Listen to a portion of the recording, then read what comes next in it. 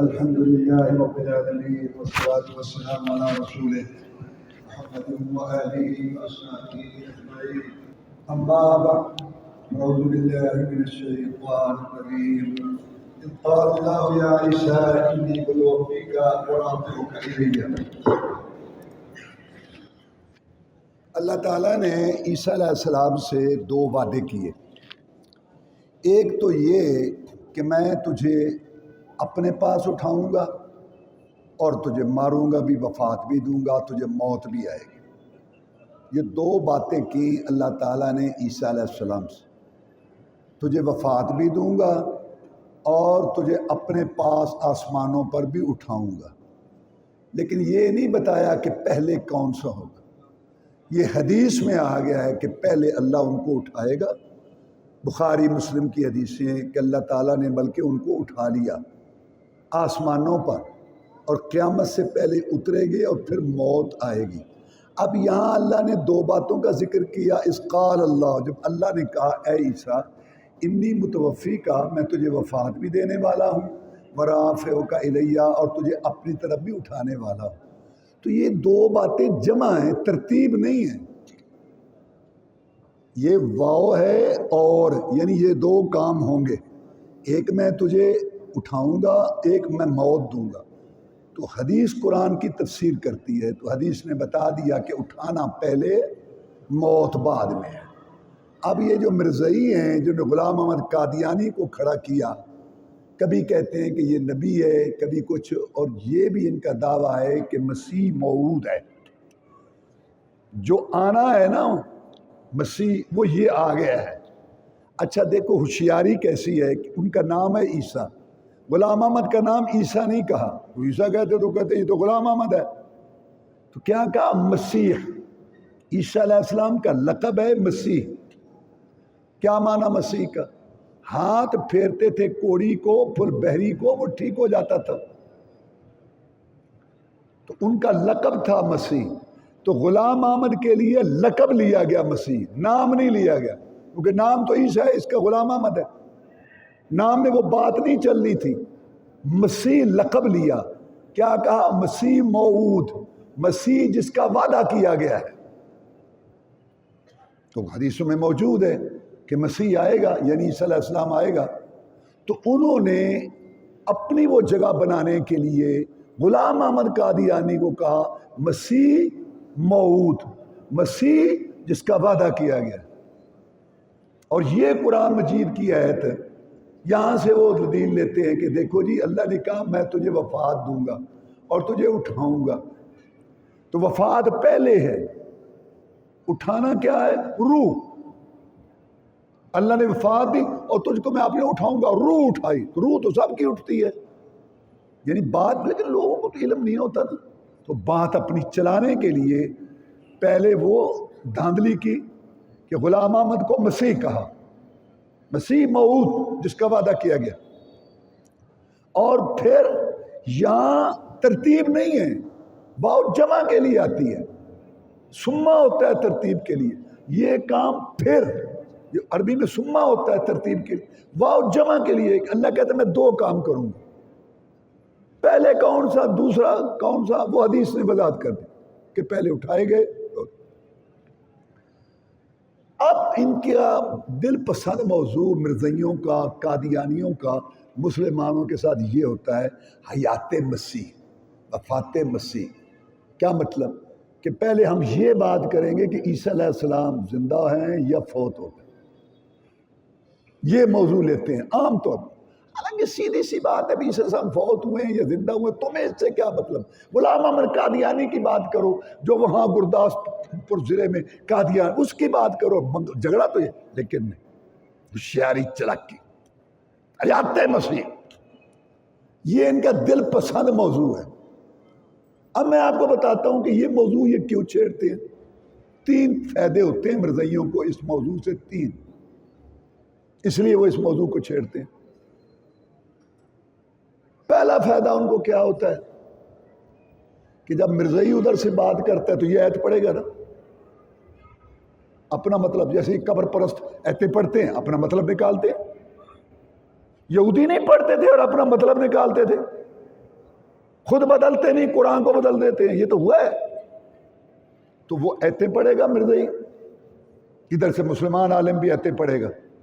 عام لوگ کہیں گے وہ مولویوں نے ایسے بات کی ہوئی ہے، یہ بھی مسلمانوں کا ہی کوئی فرقہ گروہ ہے لیکن ایتیں پڑھ رہا ہے۔ یہ پہلا فائدہ، پہلا فائدہ ان کو یہ ہوگا کہ وہ مسلمانوں کا ایک فرقہ یا ایک گروہ شمار ہو جائیں گے، اس لیے یہ موضوع۔ ورنہ موٹی سی بات ہے، غلام احمد کو لاؤ، درمیان میں لاؤ۔ پہلا فائدہ ان کو یہ ہوتا ہے۔ دوسرا فائدہ کہ یہ جو مسئلہ ہے نا، اس کا تعلق ہے ایمان بالغیب سے۔ آپ نے شروع میں سنا کہ اللہ نے مومنوں کی صفات بیان کرتے ہوئے فرمایا کہ جو ایمان لاتے ہیں بن دیکھے، نہیں دیکھی چیز لیکن مانتے ہیں۔ اب ابوبکر صدیق رضی اللہ عنہ دیکھا تو نہیں تھا رسول اللہ صلی اللہ علیہ وسلم کو وہاں بیت المقدس میں گھومتے ہوئے اور آسمانوں پر گھومتے ہوئے، نبی رسول مان لیا تھا، اس نے کہا میں گیا ہوں، بٹی گئے۔ اس کو کہتے ہیں ایمان بالغیب۔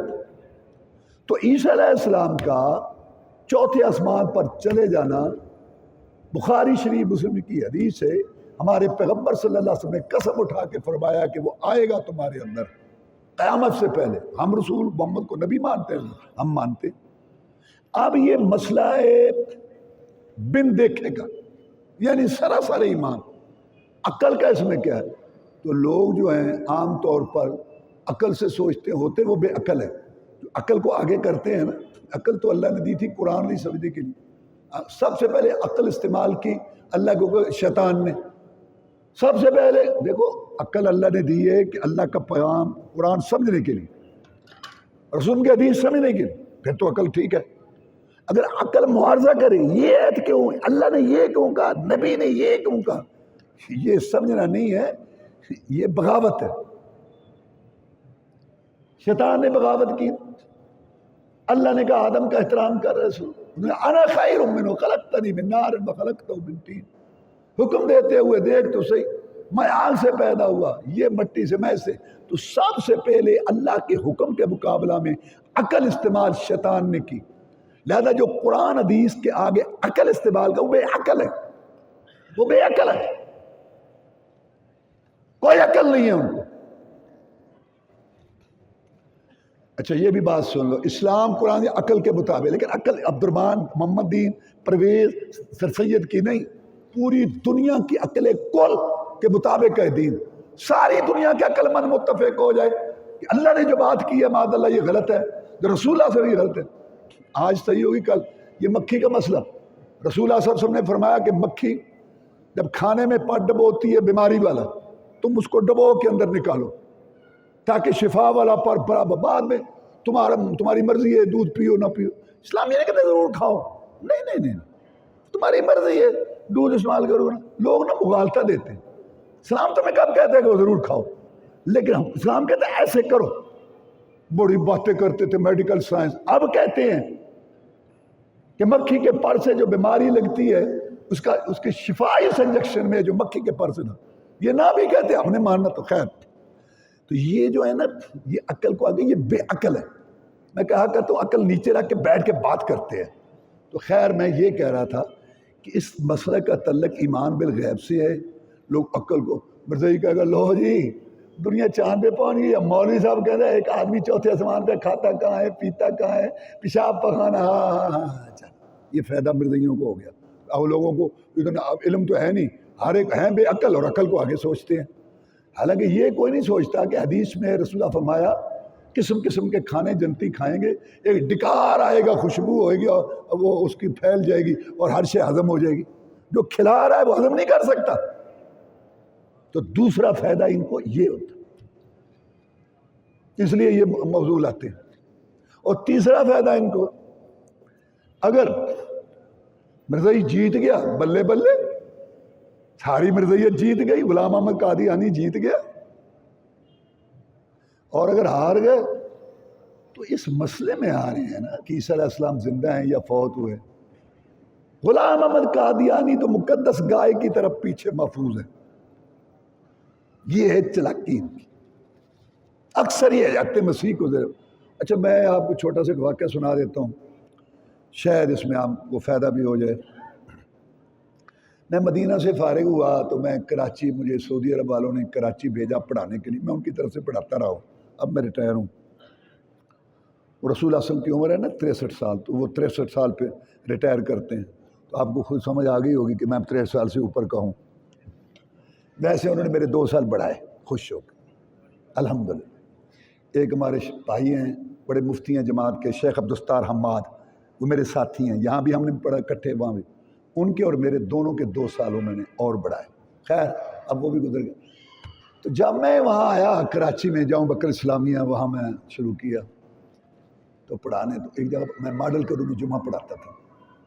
تو ایک آدمی میرے پاس جمعہ پڑھتا تھا، کئی آتے تھے. وہ یہ مربی کہتے ہیں، یہ مرزائی کا جو ہوتا ہے نا، مبلغ کہہ لو یا ان کا استاد، یا جیسے ہمارے مولوی صاحب کہتے ہیں، اس کو کہتے ہیں مربی.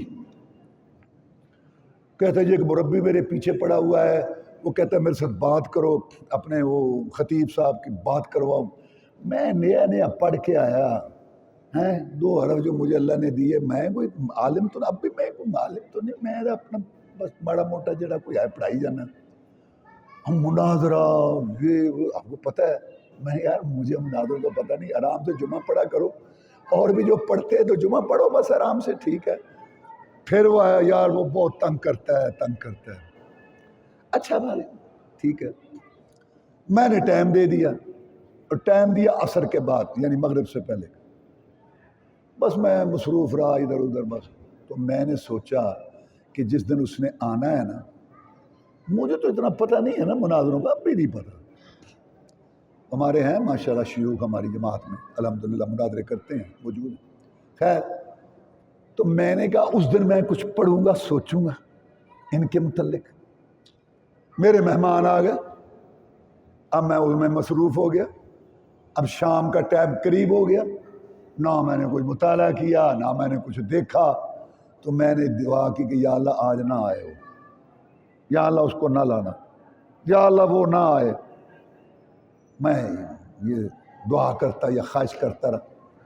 میں اوپر رہتا تھا مکان پہ اوپر. میں نیچے اترا تو وہ آدمی بھی کھڑا ہے، اور مربی نے وہ تھیلا کتابوں کا بھرا پڑا ہے، تو وہ سامنے میرے سامنے آ کے کھڑے. میں آ گئی. اب نماز کا ٹائم تھا، پاس ہی مسجد تھی، تو نماز میں ہم چلے گئے. میں آگے تھا، وہ آدمی پیچھے تھا، اور مربی اس سے پیچھے تھا. وہ مجھ سے پوچھتا ہے کہ غیر مسلم یہ تو ہم نے الحمدللہ علماء کرام نے بتایا ہوا ہے، اللہ کے فضل، اور آپ ماشاءاللہ سمجھتے ہیں، رسول اللہ صلی اللہ علیہ وسلم نے محبت ہے کہ یہ غیر مسلم ہے، یہ مسلمان نہیں ہے. تو وہ مجھے پوچھتا ہے کہ یہ غیر مسلم ہے تو مسجد میں آ جائے. تو میرے ذہن میں وہ واقعہ آیا نجران کے عیسائیوں کا، کہ وہ مسجد نبوی میں آئے تھے، انہیں رسول اللہ صلی اللہ علیہ وسلم سے گفتگو کی اور وہ مسجد میں تھے. میں نے کہا ہاں کافر آ سکتے ہیں، وہ عیسائی بھی آئے تھے نجران کے تو آ سکتے. اذان ہو گئی تھی نماز، اس کو بڑا غصہ ہے، بات تو شروع ہی نہیں ہوئی، یہ تھے کفر اسلام کا پہلے ہی فیصلہ ہو گیا. بہرحال میں نے دیکھا کہ وہ پیچھے باتیں کر رہا تھا. بہرحال میں نے نماز پڑھی. میں نے اصل میں واقعہ میں نے کہا میں آپ کو سناتا ہوں، انشاءاللہ آپ کو فائدہ ہو جائے گا. میں نے دعا مانگی اللہ تعالیٰ سے، نماز پڑھ لی نا، میں نے دعا مانگی. میں نے کہا یا اللہ، حدیث میں آتا ہے کہ رسول اللہ صلی اللہ علیہ وسلم، یہ حدیث سنا رہا ہوں، اس حدیث نے مجھے بڑا فائدہ دیا کہ جناب محمد رسول اللہ صلی اللہ علیہ وسلم نے فرمایا کہ دیکھو تم میں سے 2 آدمی میرے پاس کیس لے کے آتے ہیں، جھگڑا ہے معاملہ، 2 فریق آتے ہیں. ایک ذرا چتر چلاک ہوتا ہے، زیادہ گفتگو کر لیتا ہے، لچھے دار گفتگو کر لیتا ہے، دوسرا اتنی نہیں کر سکتا. میں اس کی گفتگو سے متاثر ہو کر اس کے حق میں فیصلہ کر دیتا ہوں. اگر میں ایسا کروں تو غلط ہے اس کے لیے لینا، اس کو پتہ ہے کہ میرا حق نہیں بنتا، میں نے اس سے متاثر ہو کے اس کو دے دیا ہے. میں جہنم کا ٹکڑا دے رہا ہوں، چاہے لے لے چاہے چھوڑ دے. یہ نہ سمجھے کہ اب رسول اللہ صلی اللہ علیہ وسلم نے فیصلہ کر دیا تو ٹھیک ہے، میں تو اس سے متاثر ہو کے، یہ تو دنیاوی ایک ہے مسئلہ جو اللہ کی وجہ ہے، وہ اور بات ہے. لیکن لوگوں کے معاملات میں سن کے انسان ہوں، اگر کوئی تیز ترار ہے تو میں اس سے متاثر ہو کے اس کے آگے، یہ حدیث ہے، فیصلہ کر دوں تو وہ نہ لے، وہ جہنم کا ٹکڑا ہے، جس کا حق ہے اس کو دے، یہ حدیث ہے. تو میں نے کہا یا اللہ، اگر آپ کا پیغمبر جناب محمد رسول اللہ صلی اللہ علیہ وسلم متاثر ہو سکتا ہے تو میں کون ہوں؟ میرا ایمان ہے یا اللہ تیرا نبی آخری نبی ہے، وہ سچا ہے، اس کے بعد کوئی نبی نہیں، میرا بالکل ایمان ہے یا اللہ، پر میری ہے نا تو جان چھڑا کہ مدد کر ساڑی۔ یہ جو درمیان میں ہے اس کو پھنسا رہا ہے، کچھ نہ کچھ متاثر ہوا پھرتا ہوگا، اس کو بھی بچا اور میری بھی مدد کر۔ یہ میں نے دعا مانگی اللہ تعالیٰ سے کہ یا اللہ تو سچا، تیرا نبی سچا، لیکن یہ ایسی کو بات تیز ترار کرے۔ خیر بات بیٹھ گئے۔ اب وہی بات حیات مسیح، اور میں نے کہا حیات مسیح کو چھوڑ، تو غلام احمد قادیانی سیدھا پہنچیے ڈائریکٹ کا غلام، نہیں یہ حیات مسیح پر بات ہو گئی۔ میں نے کہا حیات مسیح سے تمہارا کیا مطلب ہے؟ بہرحال اس پہ کافی ٹائم لگا۔ آخر اس نے یہ کہا اصل بات پتہ کیا ہے، میری تیاری اسی پر ہے۔ وہ اس پہ تیاری کرتے ہیں نا، اس پہ تو وہ تیار ہوتے ہیں، ہمارے بھائیوں کو اتنا وہ نہیں ہوتی تیاری۔ خیر بات ہے، میں نے کہا چلو۔ اب بات خیر بہت چلی، جو میں آپ کو بتانا چاہتا ہوں کام آئے گی۔ میں نے کہا یہ جو تم کہتے ہو کہ عیسیٰ علیہ السلام فوت ہو گئے اور مسیح موعود نے آنا ہے، یہ کہاں؟ مجھے پتہ تو تھا حدیثوں میں ہے۔ میں نے کہا یہ کہاں؟ کہتا ہے حدیثوں میں مسیح نے آنا ہے، وہ تو فوت ہو گیا، تو مسیح کون ہے؟ وہ مسیح آنا ہے، وہ غلام احمد ہے۔ میں نے کہا سنو، حدیثوں میں نشانیاں موجود ہیں، یہ بات سمجھانا چاہتا ہوں آپ کو۔ حدیثوں میں نشانیاں موجود ہیں آنے والے کی، وہ 21 ہیں۔ اس کا وہ جو ہوگا آئے گا، یعنی مسیح جو آئے گا، اس کی ماں کا نام مریم، غلام احمد کی ماں کا نام چراغ بی بی۔ وہ نازل ہوگا دمشق کی جامع مسجد پر، یہ پیدا ہوا، وہ خنزیر کو ختم کرے گا، اس کو قتل کرے گا، ختم کرے گا، دنیا میں پھر کوئی خنزیر نہیں کھائے گا۔ اس کی موجودگی میں خنزیروں کے وہ اجڑ جو ہے وہ وہاں وہ چرتے تھے، ریوڑ چرتے تھے۔ وہ آئے گا، مال عام ہو جائے گا، حدیث میں ہے، اور اس نے ٹیکس لگایا، چوتھی نسل کھا رہی ہے اس کی، ٹیکس لگایا ہوا ہے۔ وہ حج کرے گا، یہ مکہ مدینہ میں گیا ہی نہیں، وہ حاکم بن کے آئے گا، یہ انگریزوں کا محکوم تھا۔ تو اس طرح میں نے کہا یہ جو نشانی حدیث میں آتی ہیں نا، ان میں سے ایک بھی غلام احمد قادیانی میں نہیں ہے، تو ان میں سے ایک ثابت کر۔ بہرحال چلتی ہے بات۔ تو میں چاہتا تھا کہ غلام احمد آئے باس میں، بہرحال وہ مجھے اب یاد نہیں، لمبی باتیں ہیں، تو گھیر گھار کے میں اس کو لے آیا۔ جب وہ آ گیا، بہرحال غلام احمد آ گیا درمیان میں، یہی میں چاہتا تھا۔ اس نے اس کی تعریف شروع کر دی۔ مرزا صاحب جو تھے نا، ان کے جو والد تھے، انہوں نے برادری کو بلایا مرتے وقت اور کہا کہ میرے یہ 2 بیٹے جو ہیں نا، یہ تو کمائی کر لیں گے، 3 بیٹے تھے، ان کی تو مجھے فکر نہیں، لیکن یہ غلام احمد جو ہے نا، یہ تو ہر وقت دین کی طرف اور یہ اور وہ لگا رہتا ہے، میں اس کے بارے میں بڑا فکر مند ہوں کہ یہ کھائے گا کہاں سے۔ تو میں نے اپنے استاد جی سے یہ طریقہ سیکھا تھا کہ چھوٹی چھوٹی بات جو ہے نا، اس پہ اس کو نہ ٹوکو یا نہ کرو، اس کو کرنے دو، اور جب اچھی طرح وہ اپنی بنیاد بنا لینا، پھر اللہ کی توفیق سے نیچے سے ایسا کرو گیا، بنیاد ساری وہ عمارت اڑ جائے۔ یہ ہم نے استاد جی سے طریقہ سیکھا۔ خیر وہ مجھے کام آیا۔ میں نے کہا اچھا بڑا اللہ لوگ قسم، ہاں میں جو انہوں نے مسیتر، ہاں آپ نے صحیح سمجھا، ہاں یعنی دنیا کا ان کو دنیا سے تو تعلق ہی نہیں تھا۔ کئی لوگ ہوتے ہیں نا، ان کو میں نے کہا بس دنیا کا خیال ہی نہیں ہوتا، بس وہ ہاں بالکل مرزا صاحب کی ہے، وہ کرتا گیا جی کرتا گیا۔ میں نے کہا اچھا بات سنو، کس کی بات کر رہے ہیں؟ غلام احمد قادیانی کی، جو دادے کی پنشن کھا گیا تھا، حرام خور، جب تک وہ پنشن ختم نہیں ہوئی گھر میں نہیں آیا، اس کی بات کر رہے ہو؟ جو سیال کوٹ کچہری کے باہر بیٹھ کے عرضی لکھتا تھا اور لوگوں سے پیسے مانگتا تھا، لیتا تھا، میں عرضی لکھتا ہوں، وہاں کمائی کرتا تھا۔ تو پھر اس نے امتحان دے، اس وقت امتحان ہوتا تھا عرضی نویسی کا، تو الحمدللہ فیل ہو گیا. جو دنیا داری اس کی بات کر رہا ہوں، غلام محمد قادیانی کی بات میرے سے ویسے دیکھے. اور میں نے کہا، میں شروع ہو گیا. اب میں نے کہا جس نے ہر مرید پہ ٹیکس لگایا اور ہر لاکھوں روپے جمع، غلام محمد کو دنیا دار کمینہ، پیسے دا بھکھا، لوٹ مار کرنے والا، کتاب کا اعلان کیا کہ میں اس کی 50 جلدیں شائع کیوں گا، لوگوں سے پیسے مٹھورے، دوسری جلد پہ سارا پیسہ کھا گیا. اس کی بات کر رہے ہوں.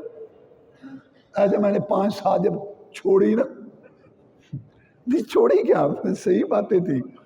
اس نے کتابیں جو ہے نا وہ اپنے تھیلے میں ڈال. یہ تمہارا مولویوں کا مسئلہ ہے.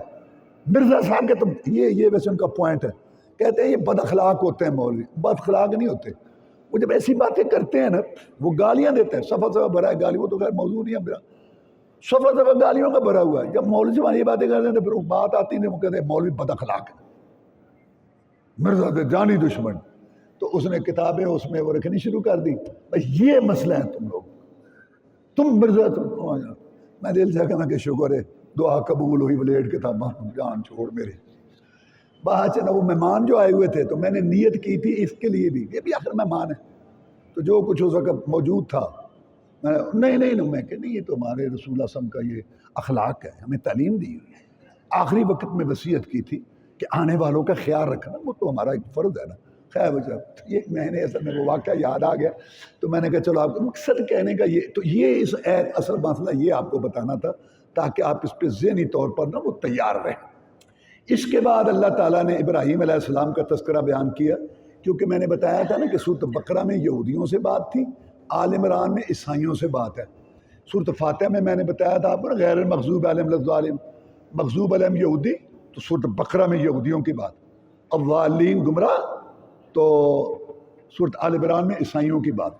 دونوں گروہوں کا دعویٰ تھا کہ ہم ابراہیمی ہیں، یعنی ابراہیم کے نظریے عقیدے پر ہیں. اور ابراہیم علیہ السلام بھی یہودی تھے، یہودی کہتے تھے یعنی ہمارے مذہب پر تھے، اور عیسائی کہتے تھے کہ وہ نصرانی تھے. تو اللہ نے فرمایا ما کان ابراہیم یہودیا ولا نصرانیا ولکن کان حنیفا مسلما وما کان من المشرکین. ابراہیم علیہ السلام یہودی نہیں تھے. یہودیوں کا عقیدہ ہے کہ عزیر اللہ کا بیٹا، عزیر اللہ کا جز، عزیر علیہ السلام مشکل کشا، عزیر علیہ السلام صحت دینے والا. ابراہیم علیہ السلام کا یہ عقیدہ نہیں تھا. عیسائیوں کا عقیدہ ہے کہ عیسی علیہ السلام اللہ کا جز، اللہ کا بیٹا، مشکل کشا. ابراہیم علیہ السلام کا یہ عقیدہ نہیں تھا. مکے والے کہتے تھے کہ ہم ابراہیمی ہیں، وہ بھی غلط کہتے تھے. 360 بت بنائے ہوئے تھے. ابراہیم علیہ السلام تو مشرک نہیں تھا.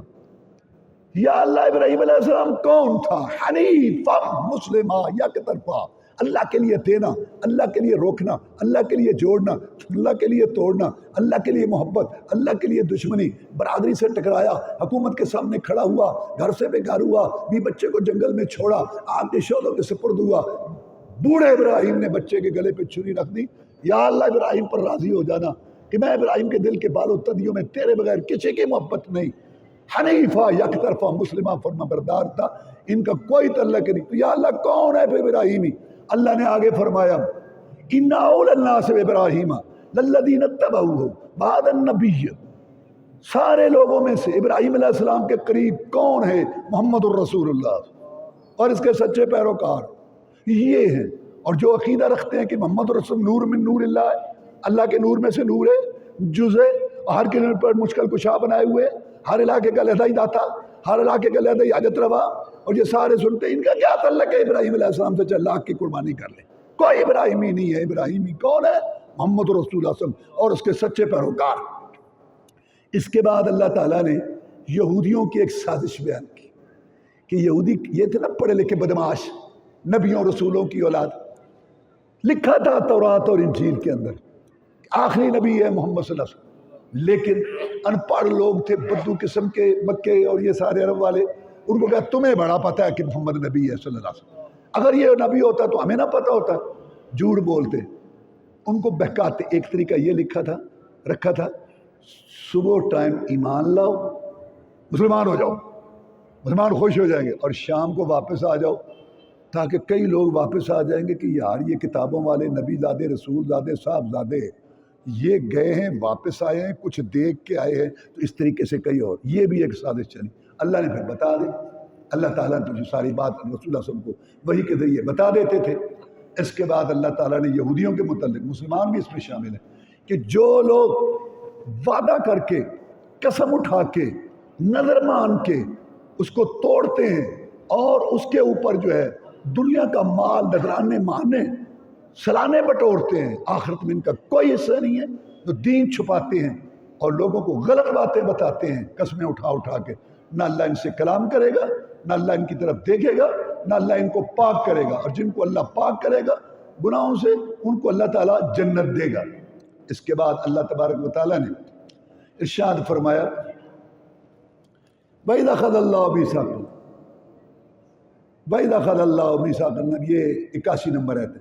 جب اللہ نے وعدہ لیا سارے نبیوں سے کہ جب میں تمہیں نبوت دے دوں، کتاب دے دوں، پھر وہ رسول آ جائے ہاں جو تصدیق کرے اس کی، آخری رسول، تم سب نے اپنی شریعت کتاب چھوڑ کے ان پر ایمان لانا ہے۔ اللہ تعالیٰ نے آگے فرمایا 85 نمبر ہے وَمَن يَبْتَغِ غَيْرَ الْإِسْلَامِ دِينًا، جو اسلام کو چھوڑ کر اور دین تلاش کرے گا اس سے وہ دین قبول نہیں کیا جائے گا اور وہ آخرت میں نقصان اٹھانے والوں میں سے ہوگا۔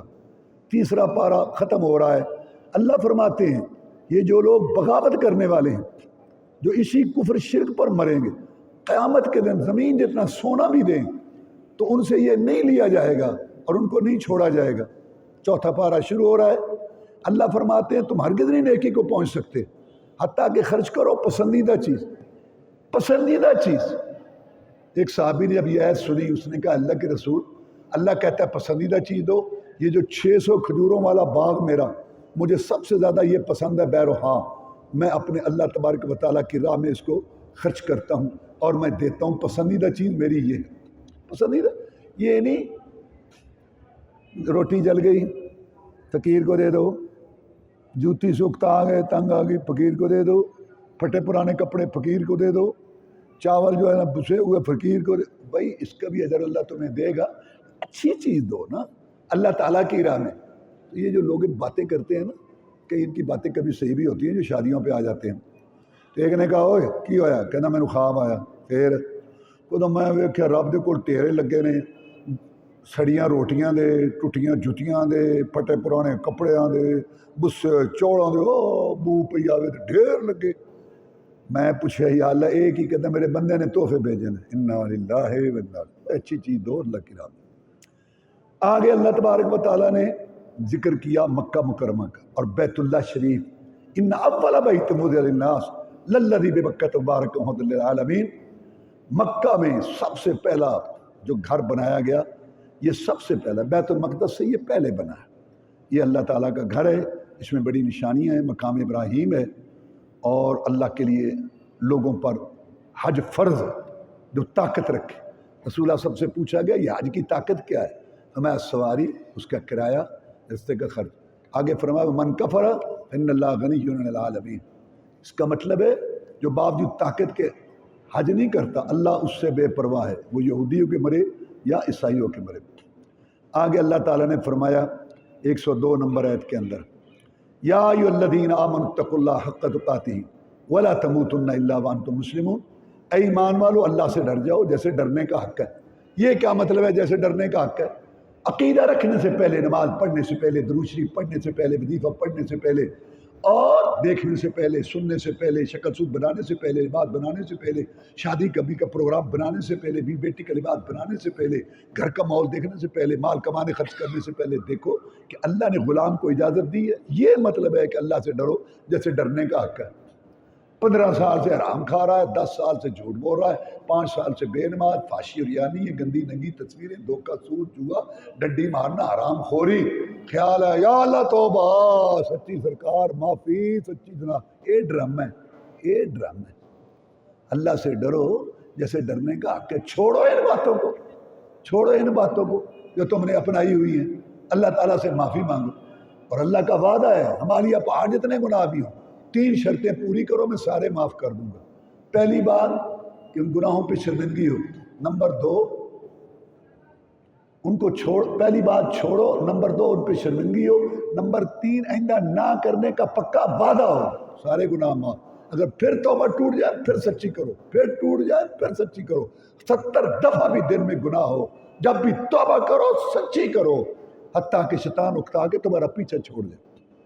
آگے فرمایا وَلَا تَمُوتُنَّ إِلَّا وَأَنْتُمْ مُسْلِمُونَ، تمہیں موت اسلام پر آنی چاہیے۔